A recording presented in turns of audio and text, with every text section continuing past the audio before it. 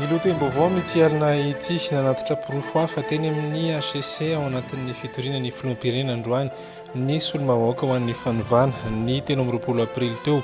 Vao notendrena ny mpikambana amin'ny HCCDDED raha tokony tamin'ny 2024 no natao izany. Ny fitsapika-vahoaka no tokony ho tanterahana mialohan'ny hirosoana amin'ny fifidianana manoloana ny toe-draharaha misy ankehitriny noho ny filohan'ny atoko ADN. Ny fanorenana ifotony amin'ny alalan'ny fanomezana ny fahefana ho an'ny vahoaka no tanjona ho Edgar Razafindravana. Miarabantsika rehetra manaraka ny fampilalaam-baovao amin'ny ity alina ity. Miaraba tomboky lahy sy tomboky vavy ao anatin'ny lohatenim-baovao izay hatrany. Maty nisy nitifitra malariva ny ben'ny tanànany Ankarihatra ny Ambatobengy ny tofirin'ireo jolary nokapan'izy ireo ny lohan'ny ben'ny tanàna Toto Bazile. Amin'ny vaovaon'ny politika avy hatrany ary nanatitra pirofo vaovao indray teny amin'ny HCC ho fanamafisana ny fitoriana ny filoham-pirenena ireo solombavahoaka ho an'ny fanovana androany. Pirofo manamarina ny tsy mbola nanangana ny era jonaromampiana ny fitsarana ambony sy hatramin'izao fitsarana hafa azafady no naterin'izy ireo androany raha 12 volana taoriany nanaova ny fiainana no tokony efa natsangany ny filoham-pirenena ny fitsarana avo sy ny fanendrena ny mpikambana ao anatiny dia ny 13 aprily lasa teo vao notendrena ny mpikambana ao amin'ny fikambanana miaro ny zon'olombelona ho ny solombavahoaka Anitra Razafy Manantsoa ny filoham-pirenena ihany no manapirofo ny tsy fanarahana ny lalam-pandroana ho hiatrany Anitra Razafy Manantsoa. Fandresena ny Malagasy Ivra Sata. Ny azon'ny HCC nanatanteraka ny sitinina androany ny solombavam-bahoaka ho an'ny fanovana sy ny mpitolona. Ny antsoantso sy ny orakoraka manoloana ny HCC izy ireo ary nangataka ny amoaha ny HCC ny fametram-pialana ny filoha. Ny antony antotongavantsika eto isika ny amoahan'ny HCC ny déchéance izay nataontsika. Noho izany ny feontsika atao feo iray miteny hoe déchéance avoiny, déchéance avoiny, déchéance avoiny, déchéance avoiny, déchéance. Ny 12 aprily lasa teo no efa nametraka fitoriana sy nangataka ny fametram-pialan'ny filoha Hery Rajaonarimampianina teny amin'ny HCC ny solombavam-bahoaka 17. Anton'izany ny tsy nanajany ny filoha ny lalam-pandrenana ny amin'ny tokony nanangana ny fitsarana tampony tao anatin'ny 12 volana tao aorian'ny nanaova ny fianianana.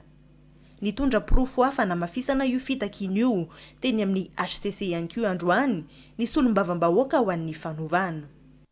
Le pirofo izay napetraka teo zany nanamafisana ny fitoritsika dia pirofo milaza fa ny 23 avril teo izany hoe tao aorianan'ireny famonoana olona teny Analakely ireny no niazakazaka nanendry ny membre-ny HCCDDED ny olona angatantsika déchéance izany hoe manamaizinay no manamafy fa mitombona fitoritsika izany no tena mitony tena ohatran'olo fotsy izany hoe na tsy mitondra pirofo aritsika dia izy ihany dia mitondra pirofo izay le mitondra hoe mialza. Rehefa izay dia niverina ny azo ny kianjany 13 Mey indray ireo solombavam-bahoaka sy ny mpiaradia aminy. Novaliany ny solombavam-bahoaka androany ny fanambarana ireo parlementera manohana ny fitondrana omaly. Ny laza ny tokony hanajana ny lalàna sy ny fimpitoana hitondran'ny mpitondra. Tsy menatra ireo nanao fanambarana ireo ho ny solombavam-bahoaka Rodin Rakotomanjato. Rodolphe maimprezatra rehetra satria ny inana an député namanay tamin'ireo dia tsy menatra venareo mba tsogo tena tsogo fon'olona mahalala menatra fa hiditra ny lampanafitsimbazazy nareo tsy fantatra na 20 na 30 anapaka lalàna rehefa tsy mety ny atao dia andao ndray ivory dia miantso conférence de presse dia milaza hoe zay reto dia mitsipaka an'ity tsy mitsipaka an'ity tsy painy any aminareo any fa tsisy tsy aiza miteniteny foana fa tsy miditra any misofosofo ny vahoaka izay tenen'ny lamenakavy eo. Mitohy any amin'ny kianjany 13 Mey ny hetsika ho amin'ny rahampitso. Fa tsy tokony ampidirana resaka politika ny andraikitra sy ny toerana ametrahany ny administratera sivily sy raha nambaran'izy ireo androany. tokony hijoro amin'ny fikarakarana fifidianana farany izay aingana hoy ny fanazavan'ireo administrateur civil afahana mivoaka amin'ny olana eto amin'ny firenena tsy tokony ahiliky ny mpikambana anivon'ny gouvernementa ihany koa ny administrateur civil ho izy ireo androany tsy tokony isy ihany koa ny tsindry sy baiko omena ny administrateur civil avy amin'ny fitondram-panjakany fanazavana tsy manaiky ny tsy fanomezana asina ny administrateur civil izay mifana manokana ho amin'ny fikatarana ara-panjakana toy ny fanolokoniana sy ny tsy fametrahana azy ireo amin'ny toerana sy andraikitra manadifiky amin'izany tahaka zava-mitsanga eo anivon'ny ministera ny sarina resam-panjakana sy ny ministerany fahasalamam-bahoaka tsy manaiky ny tsiny politika atao amin'ireo administrateur civil mbola nanamafy ny sinady fa tsy manaiky ny fanaovana kolikoly amin'ny fandraisana mpiasam-panjakana mitaky ny tsy fitongilana ny mpitondra amin'ny fitantanana andrara-panjakana ny syndicat ny administrateur civily manao antsoavo amin'ny ijoroany administrateur civily amin'ny fikarakarana ny fifidianana madio sy mangarahara ny sinady hialala amin'ny fitarozahany ny olana politika eto Madagasikara miantso ireo administrateur civil izay manana anjara amin'ny fikarakarana ny fifidianana mba hijoro sy andraindraikitra ary anao izay sy amin'ny fifidianana malalaka sy marina ary mangarahara manentana ankizy ireo heverina rehetra mba hiaraka hitady vahaolana mafina sy mahaja manavoananany ny rafitra ny fomba ary toetsaina anaovana politika sy tolana fanjakana takiny sinady ny ametrahana amin'ny toerana sahazazy ny administrateur civily raha ny fanambaran'izy ireo androany Vavan'ny politika izay atrany ny fitsapakevim-bahoaka no tokony ho tanterana mialohan'ny rosoana amin'ny fifidianana manoloana ny toetra raha misy amin'izao fotoana izao hoy ny filohan'ny antoko politika ADN Edgar Razafindrava. Ny fanorenana ifotsiny amin'ny alalan'ny fanomezana ny fahefana ho an'ny vahoaka no tanjona ary vahaolana ahafahana manarina ny toetra raha politika misy ankehitriny hoy Edgar Razafindrava miantso ireo ray aman-dreny rehetra araka izany sy ny tenany mba tsy hifantoka amin'ny fampihavanana an-databatra boribory itsony fa anatanteraka ny fitsapakevim-bahoaka ahafahana maka ny efitry ny vahoaka mivantana tonga ny vanta ny tafa sinona ny eo ny eviny sy manoloana ny mponina ho soavina androany ny filohan'ny antoko ADN narindra tiana rivo randrena artsona tsy vahaolana intsony ny fitadiavana vahaolana ambony latabatra eo amin'ny sampanao politika amin'izao manoloana ny toetra raha politika eto amin'ny firenena hoy ny filohan'ny antoko antoka sidina ny nosy na ADN Edgar Razafindrava. Ny famerenana ny fahefanany fotony amin'ny alalan'ny vahoaka no vahaolana ahafahan'izy ireo manapaka sy maneho ny heviny manoloana ny zava-misy ankehitriny. No mafisiny araka izany fa ny firosoana amina fitsapakevim-bahoaka no tokony ho atao aloha mialoha ny rosoana amina fifidianana amin'izao. Miantso an'ireo ray aman-dreny rehetra voakasika amin'izany toy ny FFKM, ny CFM, ny fiarahamonim-pirenena sy ny maro hafa mba hamerina n'izay fahefana izay any amin'ny vahoaka amin'ny alalan'ny fitsapakevim-bahoaka ny filohan'ny antoko ADN Edgar Razafindrava.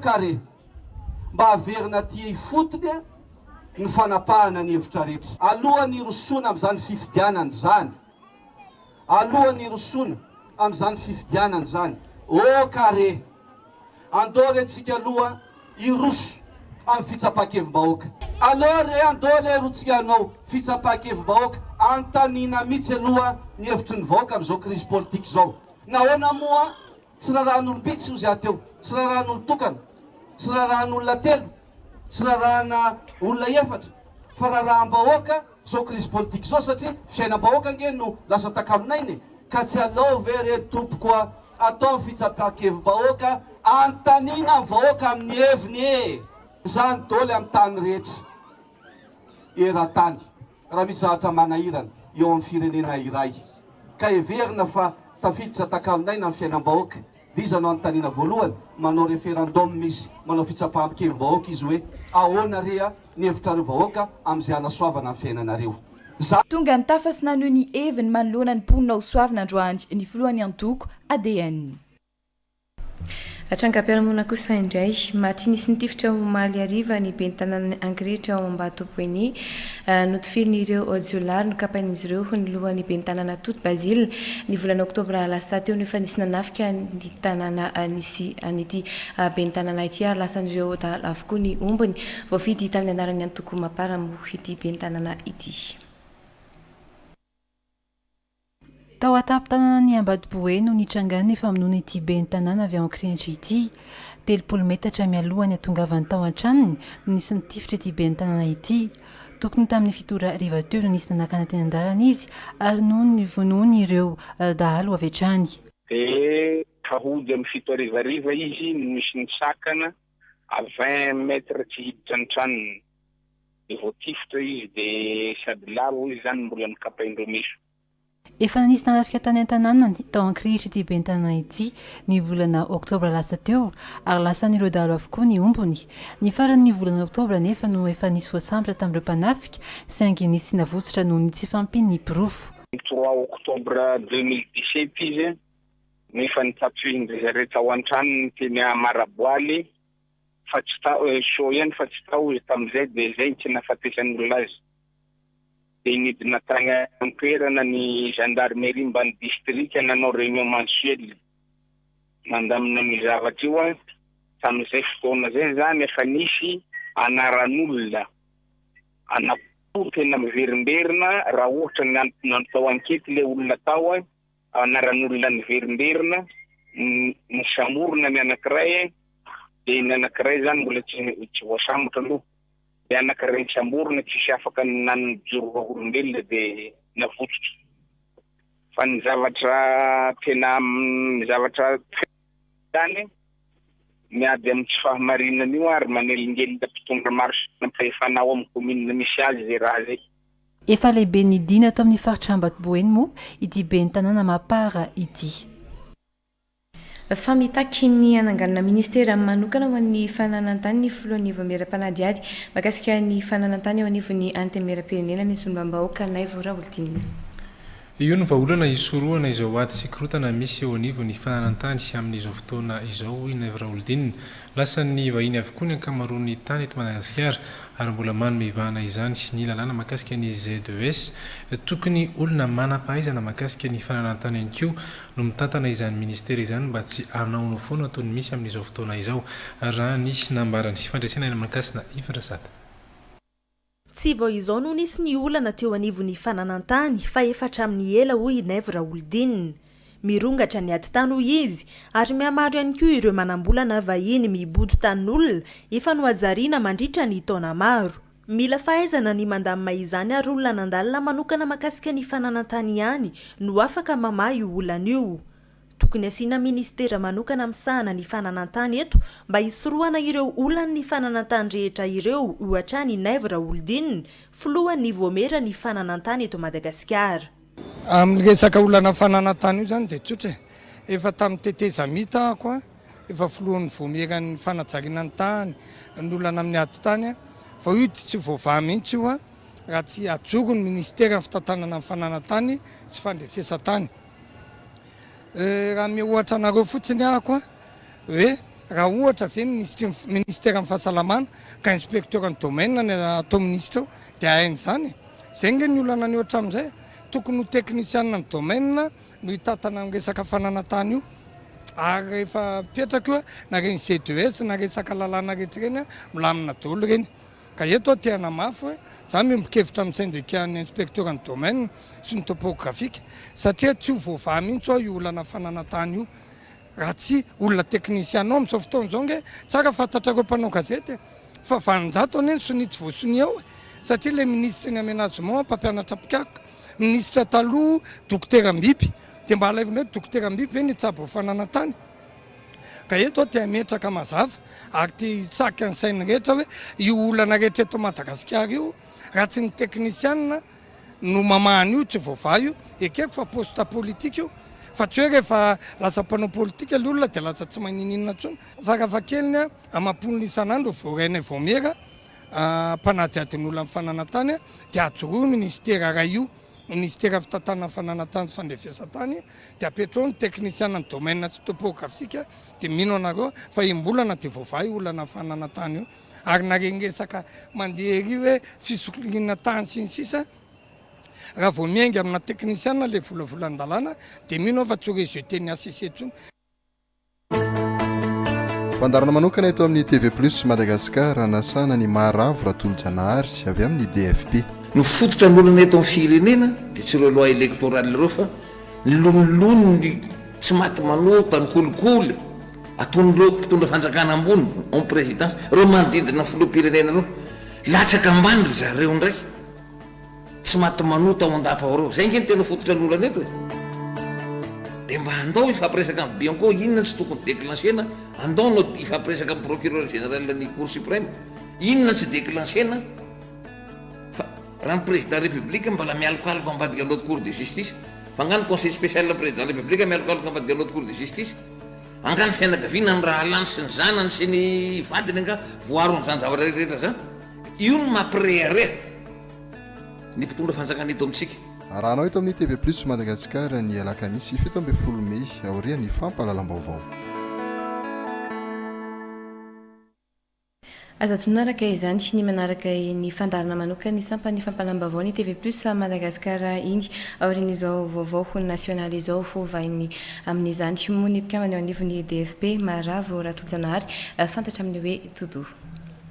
Favahinay miaranta voalohany amin'ny ity alina ity ao anatin'ny sampany fampalam-baovao ny TV Plus Madagascar ny tale général ny Instat Andriamatora Zaonera Ida Clément miarabanao tompoka ary tonga soany koa anatin'ny fampalam-baovao. Fa miarabanareo menadazy miaraban'ny mpijery ato amin'ny TV Plus koa ny tenanay. Tenaina fa ny resaka hoentiny eto dia ahitana misimisy koa ny information sy fanazavana ho an'ny mponina rehetra momba nyity fanosana mponina ity. Efa nisy natsidika teto anatin'ny fampalam-baovao ihany fa nokatsy hoe la izay firosoana ao anatiny ny fanisana ny mponina eto Madagasikara zay aiza ho aiza ny dingana amin'izao fotoana izao tokony eo anivon'ny Instat. Raha foizitsika izy any dingana amin'izao fotoana izao dia manomboka raha ampitso zoma zany valombe may ny fandroatana ireo bâtiment na ireo trano isin'ny toko hoe mponina. Eo amin'ny herinandro na mahery kely eo no anaovana izay aloha raha fikajinera teknika rehefa vita zay dia miverina indray reo mpanadiady ho tonga ny mitokantrano tsirairay anisan'ny mponina araka ny fahitantsika tamin'ireny media sy ny zavatra rehetra natao zany fanazavana misimisy momba ny zavatra eo.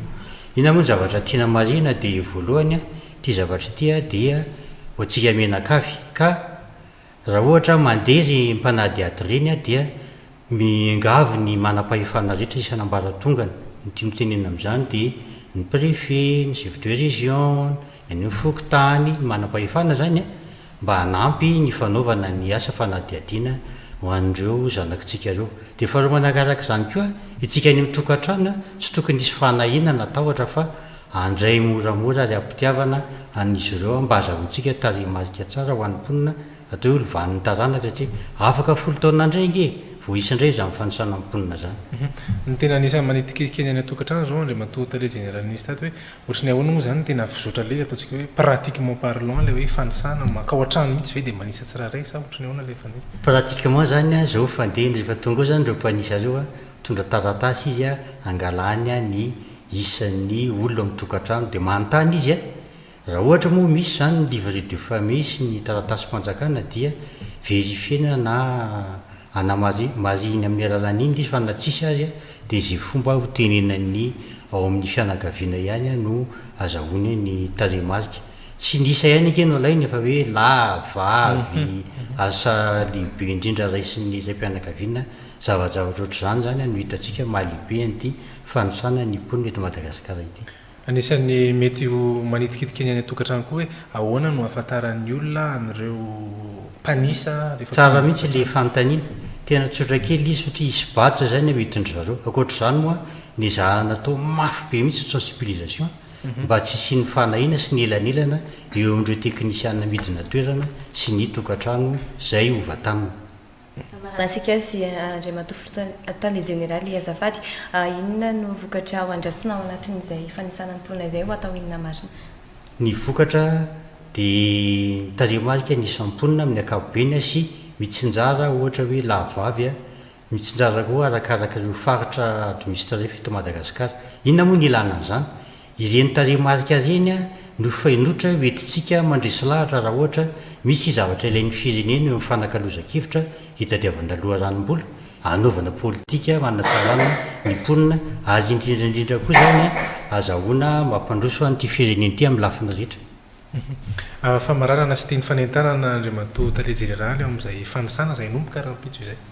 Ny fanentanana dia tsotra, atsika mianakafo tia resam-pitiavana aza misy fanahiana ary fotoana fo ihany fa tsy tea ngelingelinanao an'ireo be loatra zay fa hiezaka mba hitsikitsika ireo mpanadiady hiditra ny amin'ireo tokantranontsika ireo. Kasitrana ihany koa ny Tale Jeneraly Instat Andriamatoa Rajaonera Ida Clément izay hinanaiky ovainay himiana data amin'ity alina ity tozatsika hatrany kosa ny fampalam-bavao no Mariana Androany andro iraisam-pirenena ho an'ny fifandraisan-davitra. Aloha hevitra lehibe narosony ministeran'ny posta sy ny fifandraisan-davitra ny fampiasana ho an'ny tombontsoany rehetra ny fahiratan-tsaina artifisialy sy anisan'ny manampy amin'ny fanafaingenana ny fahatrarana ny tanjon'ny fampandrosoana maharitra na ny ODD ny fampiasana ny teknôlôjia mpifandraisana hoy ny ministeran'ny posta mifanindran-dalana amin'ny fankalazana iraisam-pirenena tany Suisse Genève moa ity andro maneran-tany ho an'ny fifandraisan-davitra ity fanazavana. Manokatra amin'ny fomba ofisialy zany ty salle de conférence ty zay natao ho an'ny sehatra ny numerika ary anentanana ny ministera rehetra ny sehatry ny fampianarana zay manana etaeta hanao conférence zany ato dia omeny ministera mamaikona ny fampiasana an'izany. Natomboka tamin'ny fanokanana ny toerana fanaovana valandresaka sy mpanavaozana eo anivon'ny ministeran'ny posta sy ny fifandraisan-davitra ny andro iraisam-pirenena ho an'ny teknôlôjia mpifandraisana ity toerana ity izay azony rehetra ampiasaina hoy ny ministrin'ny posta fampiasana ho an'ny tombontsoany rehetra ny fahiratan-tsaina artifisialy arak'izany no iompana ny valandresaka no tanterahana androany tao amin'ny ministeran'ny posta anahafana nanamafy ny fandraisana anjalan'ireo mpisehatra amin'ny fahatrarana ny tanjony fampandrosoana maharitra ny niresahana ny loha hevitra androany hoy ny ministeran'ny posta. Androany moa zany nanamboana an'izany série de conférence zany dia nalaina ny thème zay nisoritany Union internationale de télécommunications, utilisation positive de l'intelligence artificielle pour tous. Ka niantsona panéliste zay avy amin'ny université privée, avy amin'ny université publique dia avy ato amin'ny ministère moa zany mazava ho azy. Ny filoham-pirenena moa dia miteny foana tokony totoka hatrany amin'ny resaka sosialy.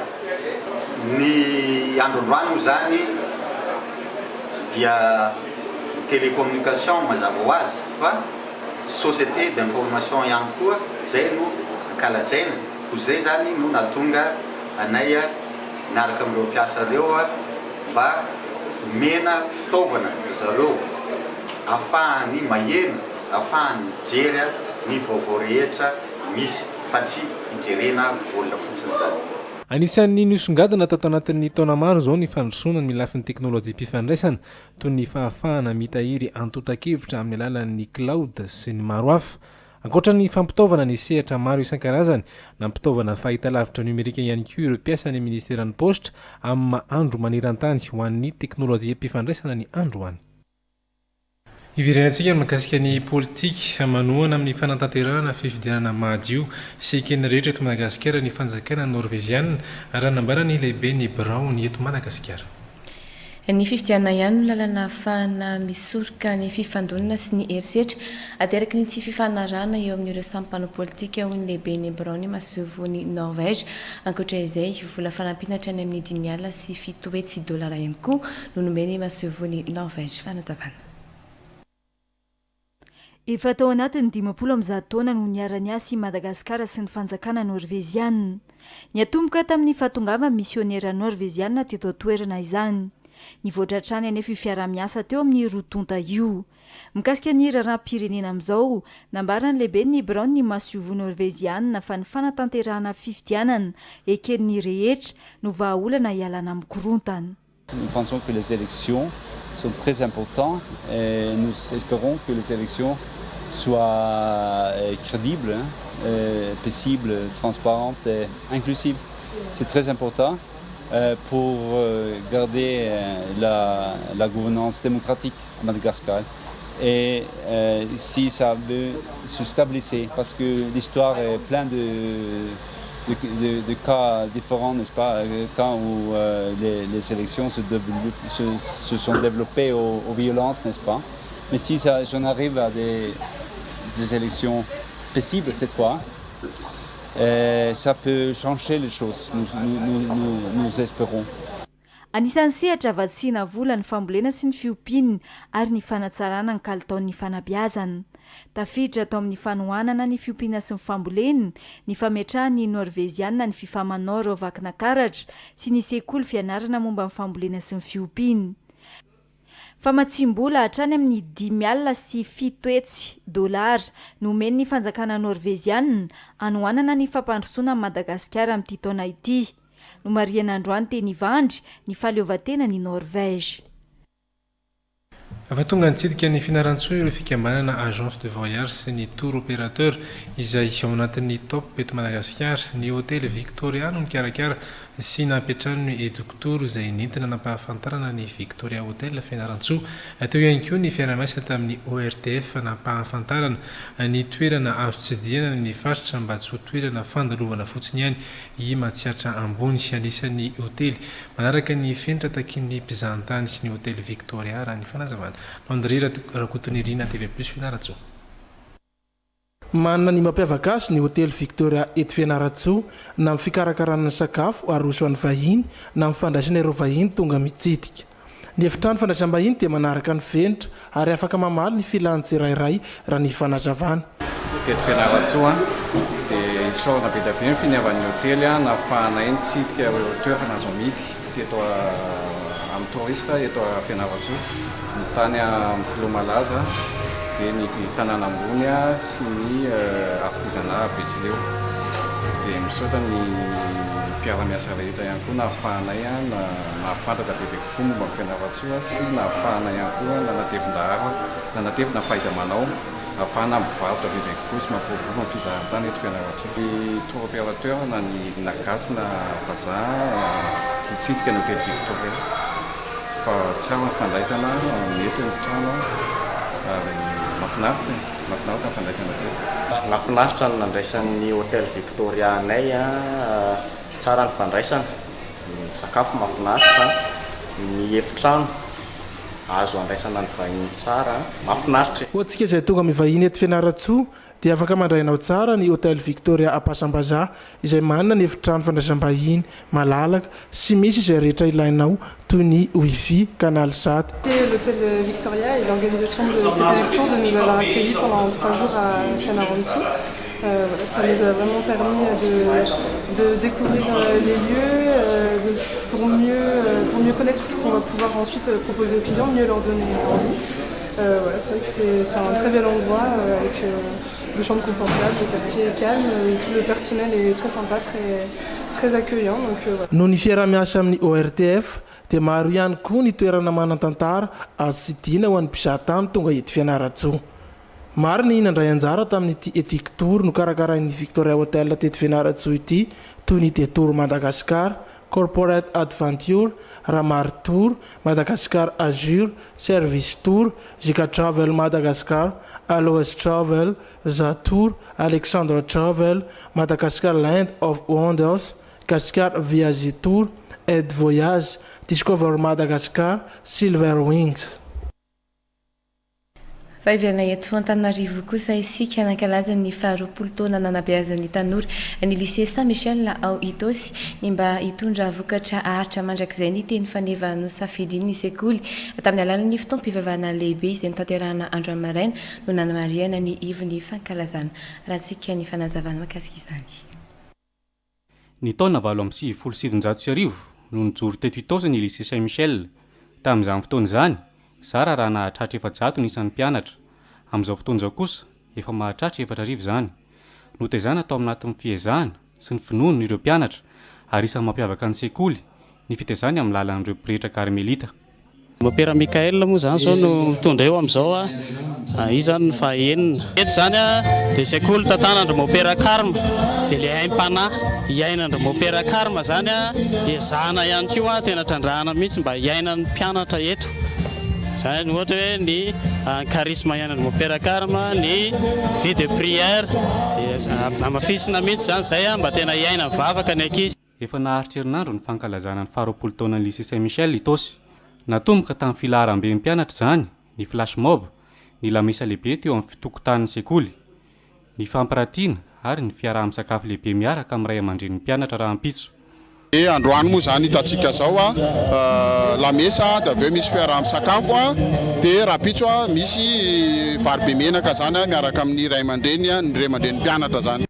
Lamesa lehibe niarahan'ny fianakaviam-ben'ny Père Carme eto Madagasikara sy ny ranomasina indianina, ny proviseran'ny lycée, ny mpampianatra sy ny mpianatra ary ny mainty milaly no nanamariana nivon'ny fankalazana androany. Eo amin'ny tontolon'ny fizahantany kosa mpandraraha eo amin'ny lafin'ny fizahantany 570 isa no andray anjara amin'ny ITM ho tanterana ny ndraiky amin'ny telopolo mehatra amin'ny telo jona ho avy izao eny amin'ny village voara Anjotapenaka.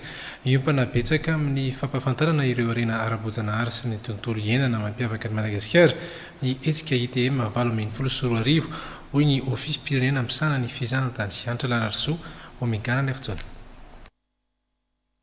Etsika anisan'ny mampitombo nisan'ny mpizahatany tonga eto Madagasikara ny ITM na ny International Tourisme Fair. Nampiakatra hatrany amin'ny 500 ny mpitsidika ny etsika ho an'ny taona 2012. Ny tombo toy izany ihany koa nisan'ny mpandray anjara amin'ny etsika. Amin'ity taona ity tafakatra 570 nisan'ireo mpandray anjara.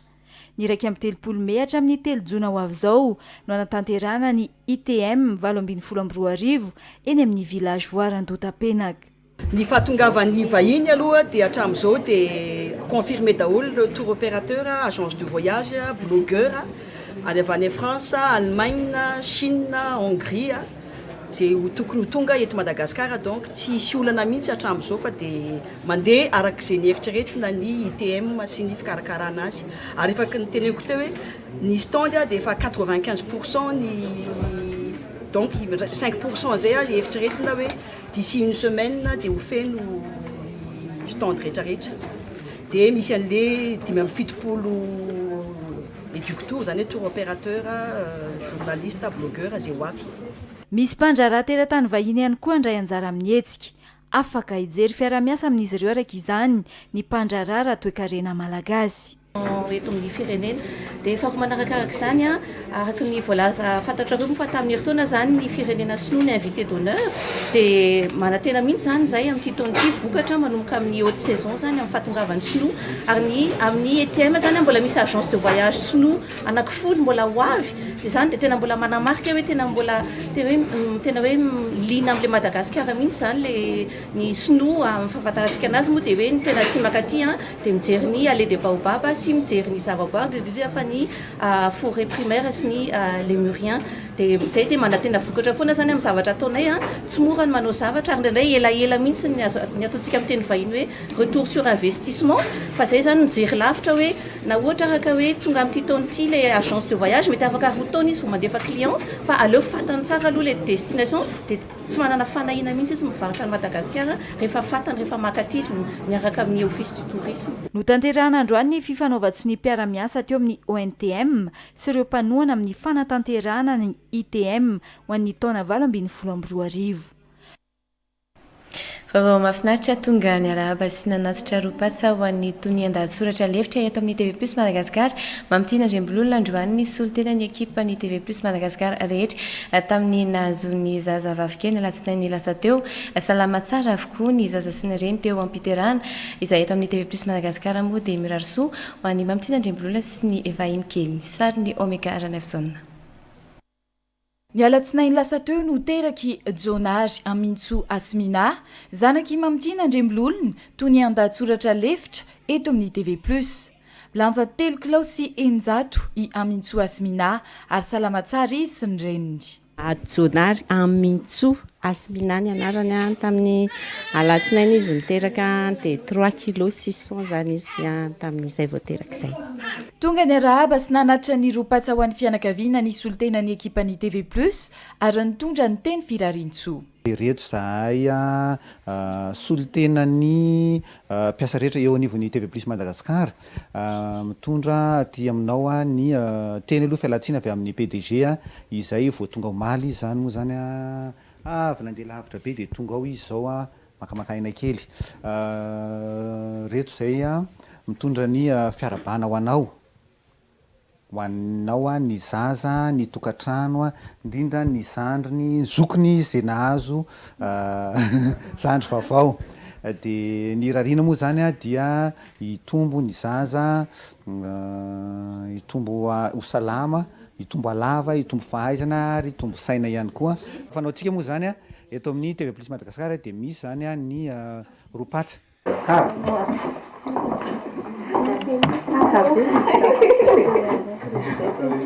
La crevette.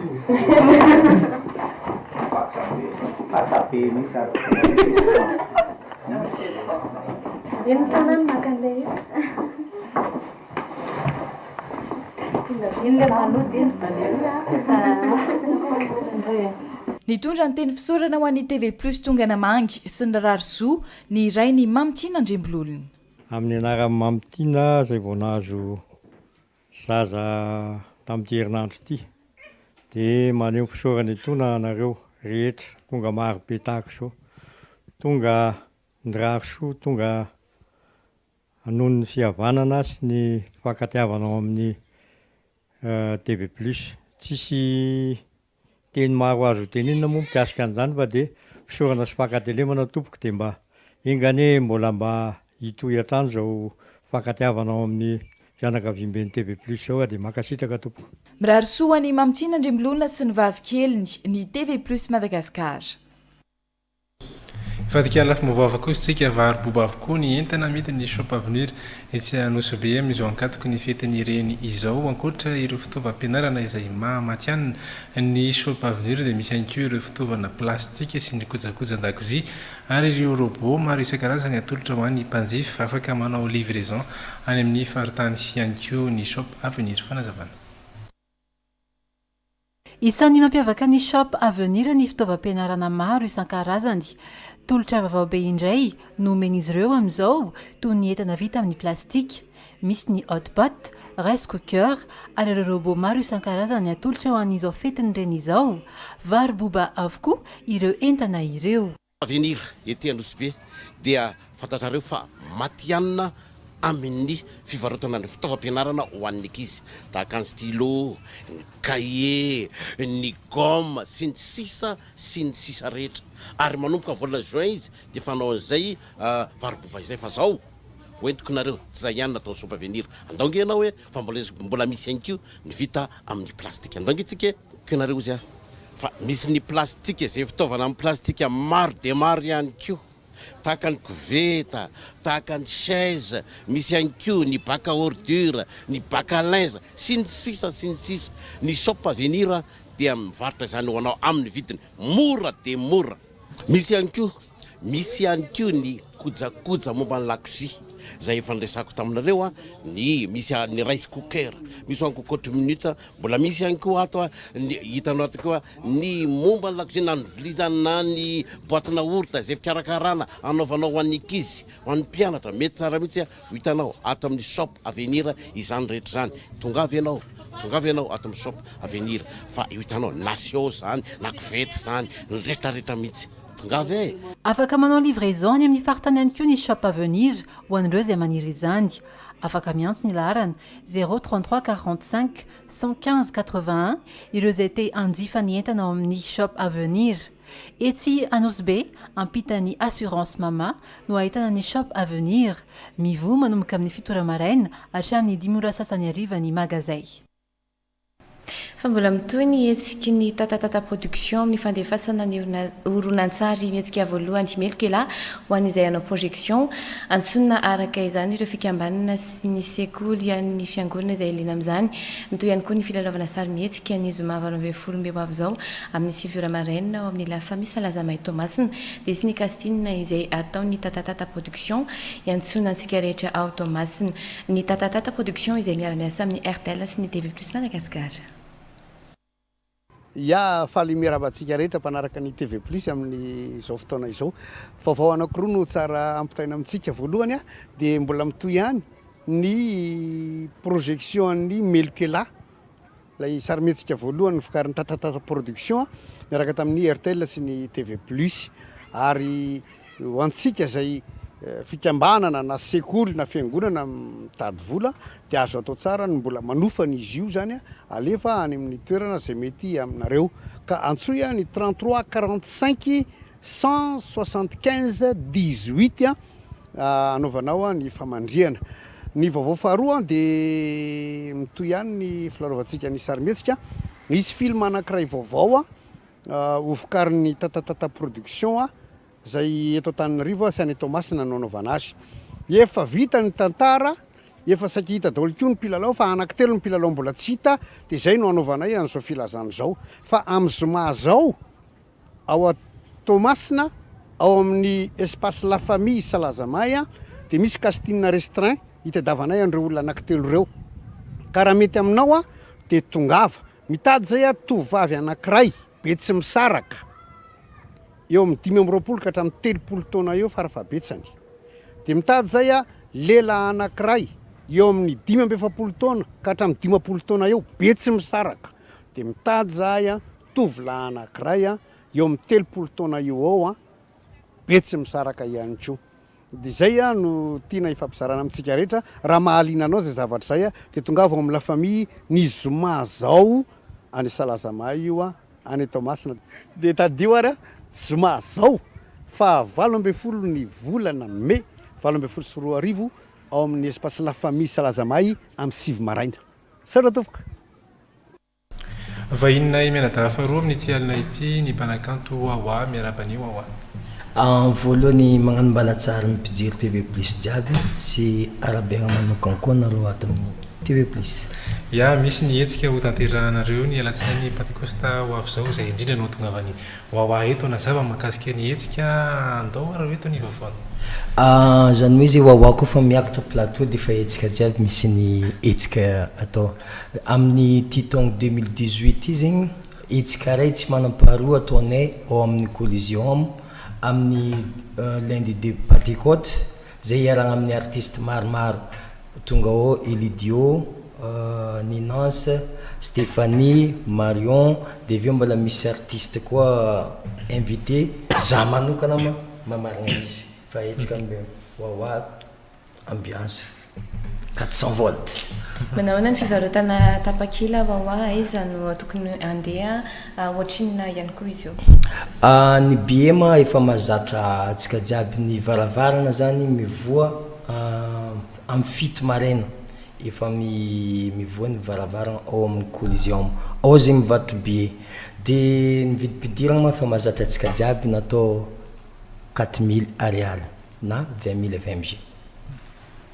Za kosa ny lafiny hoe sécurité mandritrina hetsika goavana tahaka izao mety somary mitaintaina kely any olona ny mikasiky sécurité aza mitaintaigna atsika satria io ampelatagnany Madapro ny manao hetsika hainy tsara beky ny mandatra le programme sécurité donc tsisy ampitokotoko atsika hiala tokantragno fa assurer ny sécurité.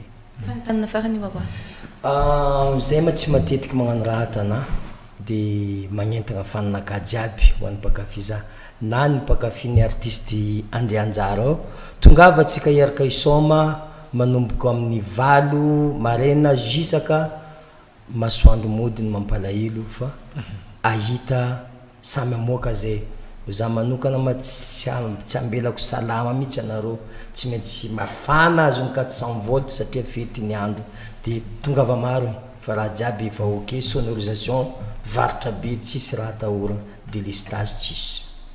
mankasitraka ny wawa ihany koa nitondra izay fanehonkevitra izay tozatsika hatrany ny fampalalam-baovao manohana ny fanamariana ny andron'ny ronono izay ho tanterahana ny voalohan'ny volana jona hatramin'ny 3 jona ho avy izao eny amin'ny centre bypass Alasor ny orinasa RTL Madagasikara tafiditra ao anatin'ny fanohana ny RTL ny fampiroboroboana sy ny fampahafantarana ny vokatra ronono izany antony iaramiasa sy anohana ny Madagasikara Dairy Board. Mbola mila ezaka ny famokarana ronono eto Madagasikara hoy ny sehatra mandray an-tanana ny lafon-dronono tsy mifanentana amin'ny filana mantsin'ny vokatra mila entanina ireo mpiantsehatra amin'ny famokarana ronono hoy ny MDB antony anatanterahana hetsika manokana ho fanamariana ny andron'ny ronono ny iray hatramin'ny 3 jona ho avy izao.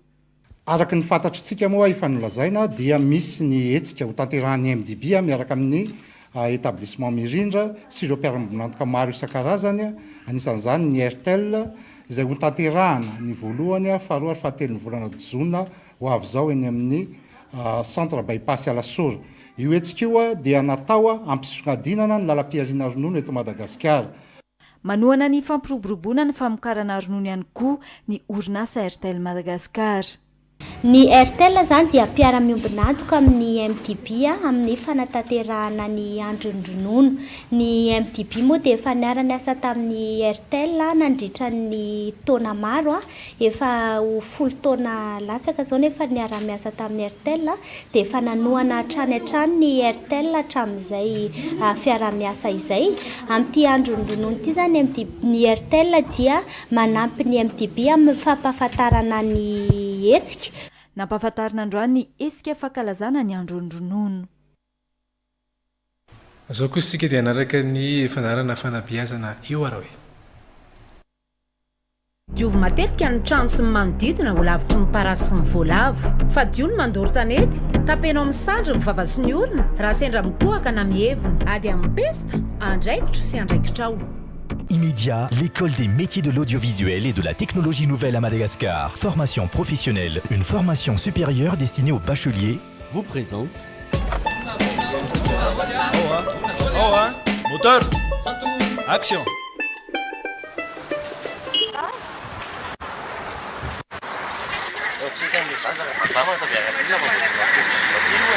Ilaman diranao amizay?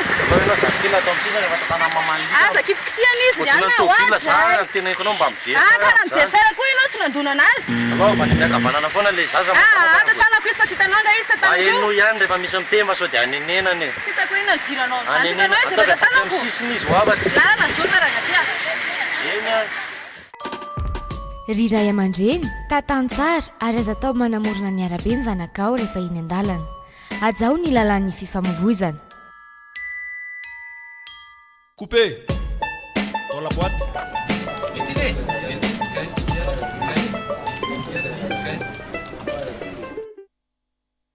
Dia izay koa no marana ny fiarahantsika tamin'ny tsy arina ity manome fotoana ho amin'ny rampitso indray veloma tompoko. Veloma tompoko.